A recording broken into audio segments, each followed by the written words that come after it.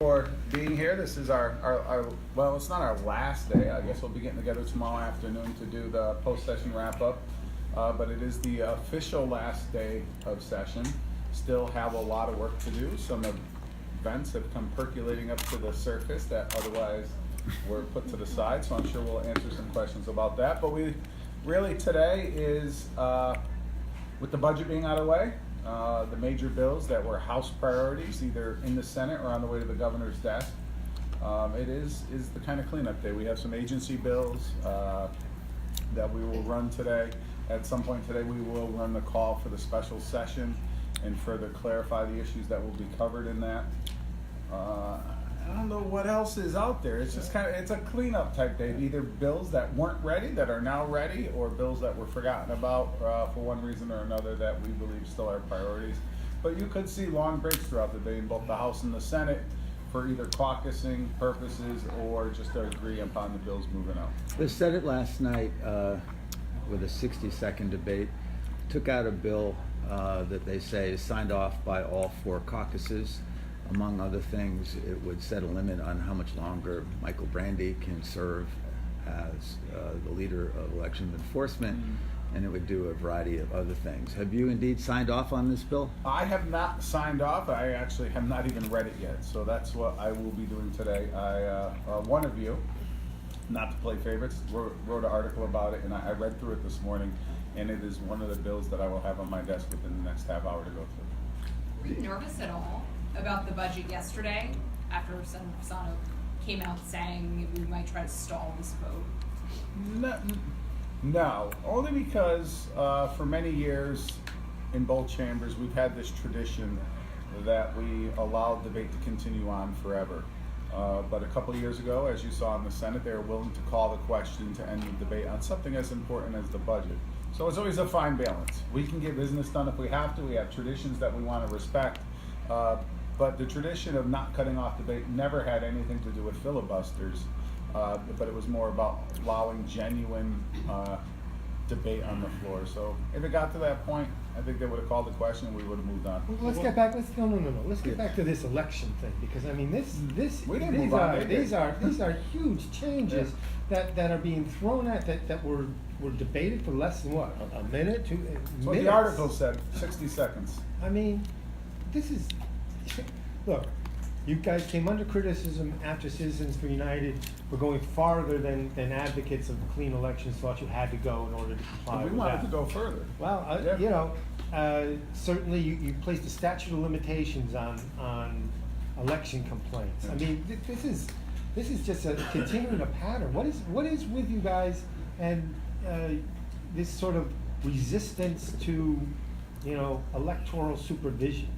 I don't think there's specifically from down here. I don't think there's a resistance on our part for electoral Oversight. supervision oversight. Again, I apologize. We're both very tired. I don't think we left here until I after am midnight. too. So if I stumble a little bit, sincere apologies. I don't know what the reasons were for the bill. I read, as everybody else read, about how it was passing with the debate last night. I will be going through it today, and I'll be happy to make myself available after I get And I think we would caucus it as well to go another step further. So no one's gonna, rush something through. If we read it, and I have not read it either, and our lawyers read it, we'll caucus it as well. So it wasn't an agreement with the four caucuses? We did not sign off on an agreement of the contents of the bill. We were told that there was an election fix bill that was being worked on, and we would. Does send a pointed message to elections enforcement. The Senator Looney and others tried to say, well, we just want to treat this position the way other executive branch positions are, but it would be different from the other watchdogs, Freedom of Information Commission, Office of State Ethics. So would this, is there a danger of this being seen as the legislature bullying the agency that's responsible for enforcing how you guys conduct your campaigns? I think it could be seen as that. I don't know that that was the intention. I don't want to speak for others that authored the bill, their intention. I will say there's frustrations consistently with the Elections Commission, whether it is the time it takes to resolve complaints, the audits that are done that are supposedly done on a lottery basis, and I've been audited every single year since I've been running. There's certain aspects that frustrate all of us. We believe in the system. We believe in the system that allows the small donors from within our districts to provide the financing for our campaigns. And again, not reading the bill, changes to that would allow it to run in a smoother fashion are fine, but wholesale getting rid of some of the safeguards in place isn't something I don't believe our caucus would be in favor of. There was another provision that dealt with the free speech issue it's actually now before the Connecticut Supreme Court, involving former Senator Markley and Senator Sampson. It was hard to tell. There were people last night who thought it would take Markley and Sampson off the hook. I'm not sure if that's true, but in any event, how do you feel about that free speech issue, the idea of allowing public financing to be used in ads that can then attack someone else's on the ballot? You know, it was done with these guys against Malloy in 2014.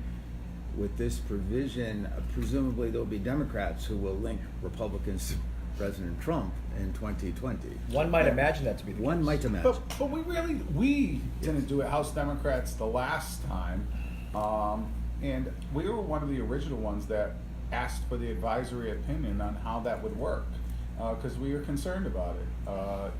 Truly believe that each individual state rep in their district needs to run on their votes, their beliefs, their ideas, their ability to navigate the legislative process for the district. So I'm focused on that. We were the ones that complained. I truly believe that you shouldn't be allowed to collaborate like that without accounting for it within the clean election system, and they didn't do that. So if that's contained in the bill, and I trust your word, and I did read the story, I would struggle with that. I think the right place for it to be decided is the court. If the court says that the Elections Commission overstepped its preview when it came to that, then fine. But I don't know that we should be. But the case is really not about the free speech issue. Courts would like to get to that issue. The case is really about whether or not this. It has to do with the window of appealing and a motion to reconsider and these things. It's technical in nature. So it's it's not on the issue. And let's just be clear that it's legal if the other opposing candidate contributes funds And the to attributions pay are in place. for the advertisement. Yeah. So it's not necessarily. Yeah, and the attributions to me, Christine, are equally important. I've said for a long time, and this was the majority leader in I's press conference out here a couple years ago, if you're going to say something about somebody that you're running against, that you need to put your name on it and you need to pay for it, and that would be the same case. I didn't believe that Senator Markley then and Representative Sampson should be allowed to attack or go after in a political campaign, not attack, that's a little too aggressive, but go after the governor within their campaign funds and tying us to it. It's two separate issues. And if you're going to do it, whoever their candidate was at the time, was it Foley, I believe, should have had his name on it. He should have paid for some, or State Central could have paid for it, or it could be a combination of funds. Just stand up for what you're saying. There shouldn't be these blind accusations out there about other candidates. Is there any chance that marijuana ends up in a special session call for constitutional amendment you guys have discussed, or no? The time frame really doesn't matter all that much, whether we do it next year or not. The question would be, can we reach the threshold to put it on the ballot immediately? I would like some opportunity to speak to the Republican counterparts in both the House and the Senate. I think it's a fair way to handle it, but we'll see where they're at. And I think the advocates want some time to talk to people in their districts. Are you going to oppose letting the voters choose? Are you a libertarian Republican or not? And we'll find out. So it wouldn't go in a special session call? Not this time, not this year. I think The time frame doesn't change. It's a 2020 ballot if the threshold. So what is the clarification then on special session? It's going to be just transportation, just tolls, and No. governor's going to No, call a you few other in? Is that how bills. it's going to work? No, we have a few. We have a few more things. I would say overall, it probably will be transportation, economic development, school construction, and the bonding package. Mayor Ganem last night was showing some leaders 1.25 page summary of an amendment he would like to see on Senate Bill 17, the casino bill. And in it, it calls for $100 million in public financing from either the city or state that would give the tribes exclusive rights to not only sports betting, but online casino games. And there's a bunch of other things. Senator Bradley described you as a supporter of this general concept, describing you as almost giddy. I read that this morning too. So I guess we've now talked about which article I read. Go ahead. So, is this anything? Well, what is your reaction to the framework that Mayor Ganem was showing people last night in this building?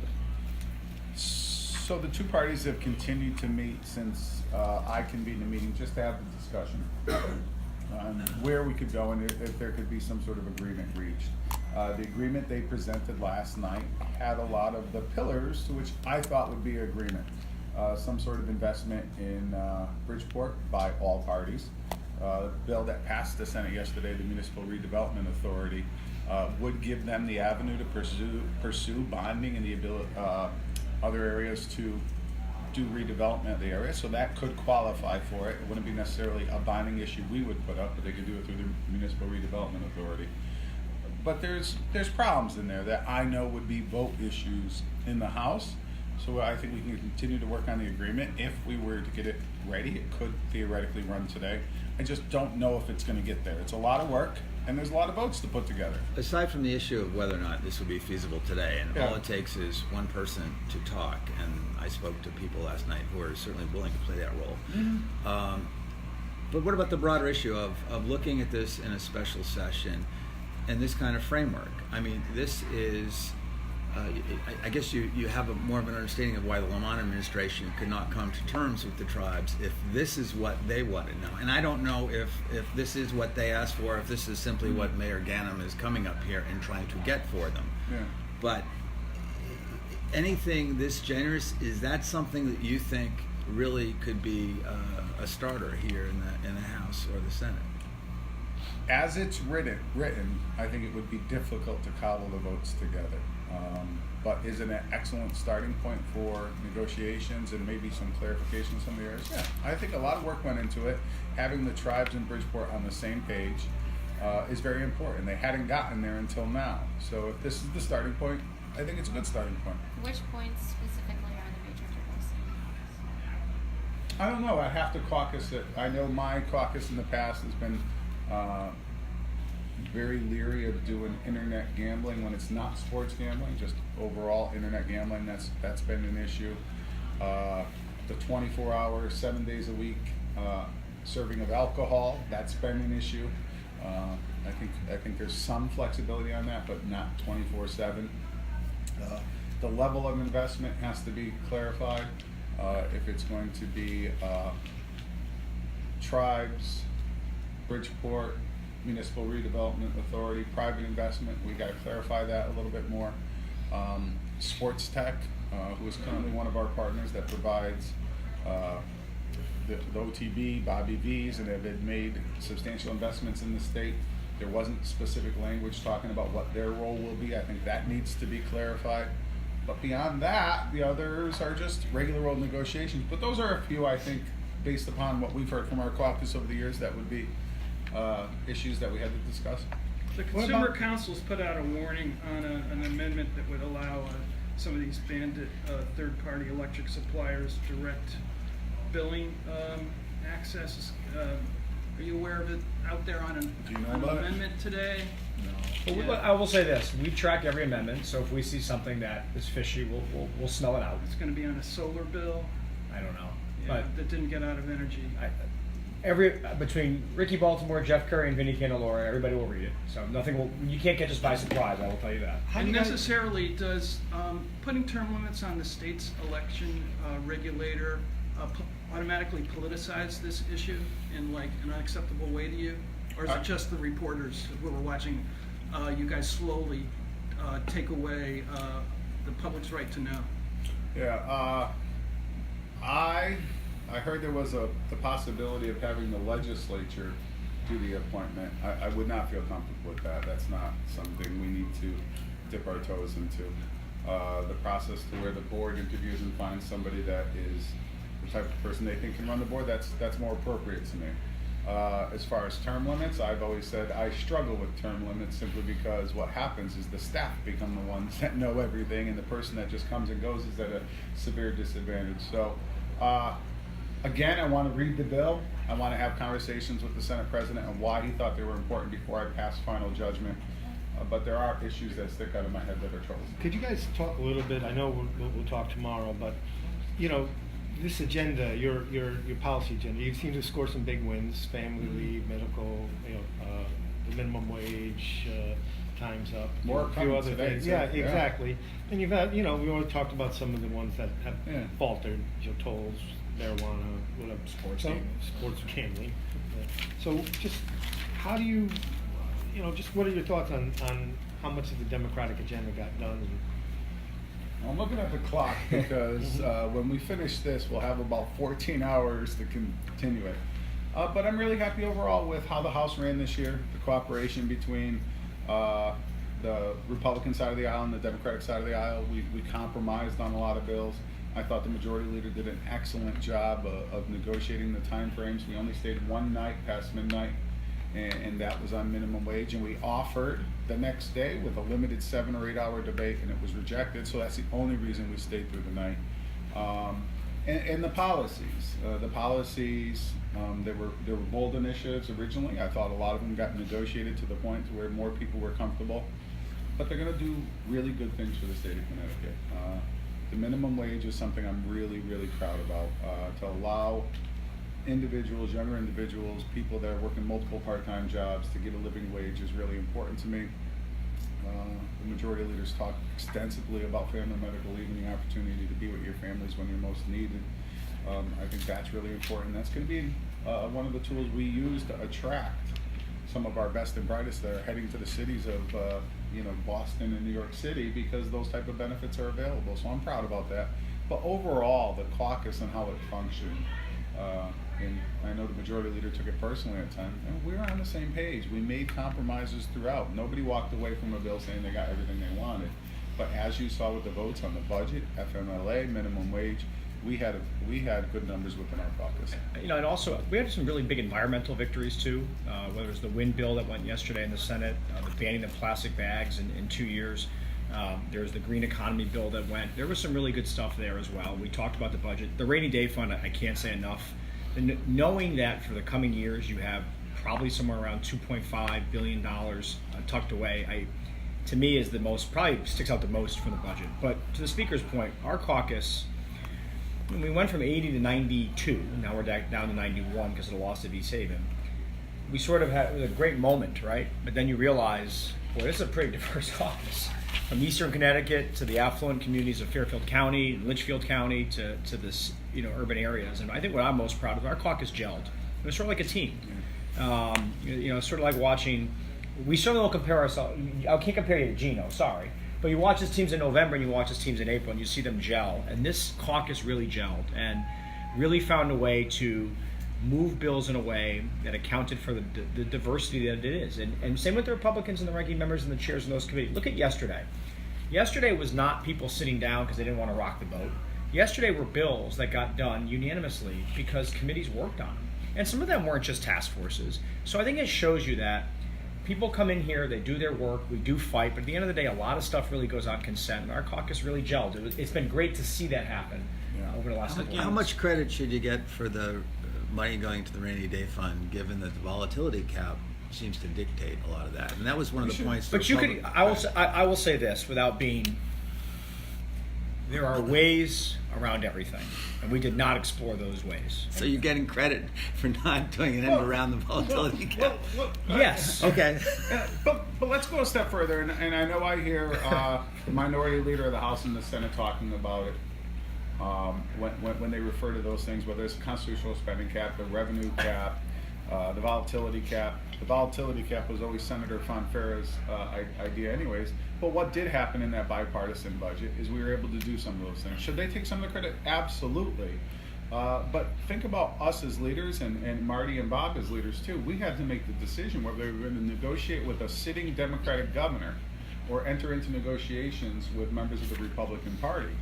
And we chose to enter into the negotiations with the members of the Republican Party, and a lot of those things were able to get done because of our willingness to compromise, their willingness to compromise, and we operated in that bipartisan way. I will say the constitutional spending cap, when I was elected in 2004, was one of my very first issues. I looked at the Blumenthal letter and how he talked about we failed to adopt it, and I always thought that that was unfair to the voters. They voted for it, and we had to find a way to do it. Ultimately, with the Republicans' help, we passed it, but it was always our priority. So, yes, I think we do take some of the credit for what's in the rainy day funds because of the policies we passed last year. If those were things we were opposed to, we could have very easily walked out of the room and gone back to negotiating with the governor. Can you give us an idea of just what it was like to work with Governor Lamont, a new governor? He was an entrepreneur. Compare and contrast to Governor Malloy. What was the communication like between you guys in his office? What was that like? So I won't really, I'll try to avoid the comparison because they are two very different people in a whole host of areas. But I will tell you that Governor Lamont really did always have the open door policy. He was great, and there was deep discussions. I know it's been characterized by some that you just stop by and say hi. That's not how I saw it. His staff that he has around them are very smart people and know how to get things done. Was there a learning curve for the legislative process? Sure, there is for everybody. I have sophomores that are still coming in saying, geez, I didn't know that we could do that. So it's a big curve. He had some experienced individuals. I really respect the OPM secretary coming in from the municipality. I really thought she did a great job. Ryan, the chief of staff, another person I have great respect for. I think he has a good team. This process is very chaotic and moves very quickly. And even for those that know how it runs, it's sometimes hard. But if I had to grade him out at the end of the session, and I guess we'll wait. He may be coming to visit us tonight at midnight, so we'll see what he says. I'll include that in the grade later. But you know, it's a B+. And for a first-term governor coming into a legislative process, I'm telling you, average is a C. And they've excelled in a lot of areas. That hospital deal, I cannot give Bob Clark in the governor's office enough credit to lock down that hospital deal. That was something that eluded the previous administration and the legislature for 8 years. That'll be looked at of bringing stability to the state of Connecticut, and I think it's very good. I still need some bomb projects, so I'm gonna give him an A+. But look, when you get a call and the governor says, "Hey, can you stop by? I got to chat with you about something." I mean, it's really great to have a partnership like that. And I know he calls Republicans too, and so for me, what I like most about him, and I'm not comparing him to anybody, is there is a willingness to engage and a flexibility, which is what we have to live with every day. And sometimes governors don't always think they have to be flexible. I think he understands that helps, and I think a lot of stuff got done this year because maybe that flexibility. And I'm going to go one step further. But because, because what he did, I as far as an elected official, and I know it was a difficult one, and he's being criticized for it, but the amount of respect I have for him, of the willingness to come in after he made a campaign promise on trucks-only tolls, and to actually sit and dig in with the DOT and go through the numbers and the financing, and to do the reversal that he did. He's being criticized for it. And I think that's absolutely not fair. If you're going to be an ideologue and come into office and only do the things you promised and never, then you're not being an effective leader. He looked at it and he changed course because it was that important and the problem was that severe. So I give him an incredible amount of respect, more so than I think of any other political leader I've come across in my career. On that Didn't he overreach issue, them? on the We'll see about that. The tolls didn't happen, the We're coming marijuana back didn't in. happen. It's Well, like marijuana's failed for a long time, as have tolls, right? Yeah. You know, Illinois just passed it.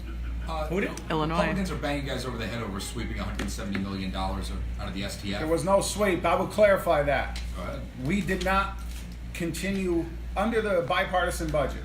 An additional amount from the new car sales was to go into the SDF. It wasn't a sweep. It wasn't a raid. It is still our intentions to pass a long-term transportation funding structure in the state of Connecticut. If that was to fail, I would come back and say we need to put that money back in. But right now, we need to move forward with a plan that moves the state forward. And all that money, even the STF money from the new car sales, allows us to fix potholes. That's it. There is no huge projects. So it's great. Oh, we rated it yet again. There's been no raid, and they need to stop those political sound bites. That's what affects the public. The lack of trust is more about political sound bites that they think can get them the majority. It didn't work. Let's get to work. I'll go a step further. If they're going to call it a sweep, then they're saying that we violated the constitutional amendment that passed last November. Get yourself a lawyer and file a lawsuit. You will lose. It's not a sweep. So if they can make a legal argument that it's a sweep, I'd love to read the brief. They're not, so it's a political talking point. Senator Bergstein is claiming on social media that the governor's office is blocking the House from voting on an infrastructure bank bill. Have they communicated with you about that? Not at all, actually. vote on it. As a matter of fact, I've had conversations with the governor's office on many bills they want blocked, and I can tell you that's not on the list. And the reason I know that is a priority for my banking chair. So we obviously swap notes, and we will try. It is all very much in the mix. The problem becomes there are people who I know do not like it, and if they stand up and talk, that becomes a problem. But nobody's blocking that. That's actually still in the mix. Actually, I like that bill. It's an interesting concept. When you can see that through your actions, you have diverted money that otherwise would have gone into the special transportation. Under the Better- budget, better word. That is better word, but under the current budget, we have made the policy decision to stop the new car sales tax to going at the percentage it was the last Yeah, budget. it's gonna go up to 33, now I believe it's 17. Yeah. Right? Yeah. Yeah. But, I mean, that's money that's not going, that would have been going in there, that's not.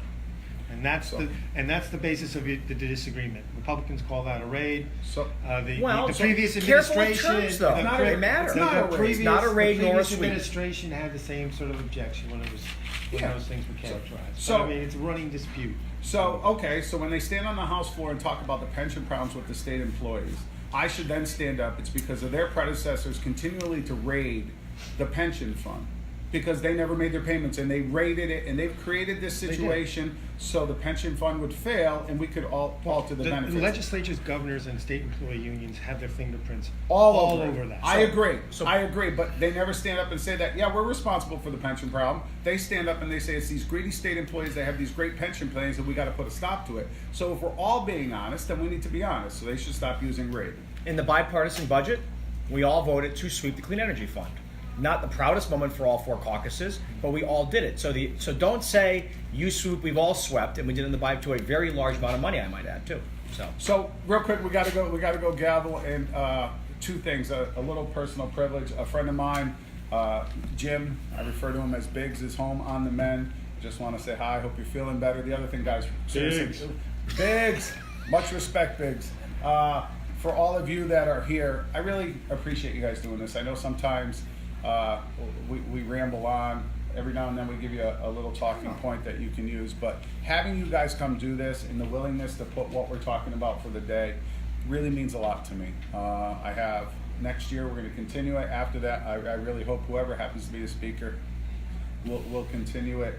But you guys come in the morning, get the information out to the public of what we're going to do. I genuinely appreciate it. And thank you for doing it. I just like to see ESPN every once in a while so we could talk sports, but we'll work on that for next year. Closest you're going to get is Joe D. He was here the other day. So, all right, thank you. Thanks, guys. All right.